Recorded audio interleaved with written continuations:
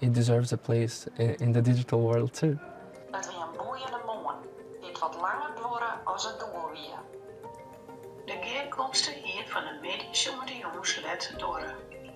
Most people tend to pronounce it as dvora, with a very noticeable v. If your phone doesn't understand you in your language, it kind of creates this silent message that your language doesn't really count. But that's not true. Frisian is spoken by so many people. It is an official language, and it plays an important part of the identity of Frisian people. And then you will train the model based on this data. So you cannot just go to one village and collect thousands of hours of recordings. You need to travel all across the region to collect data from all corners.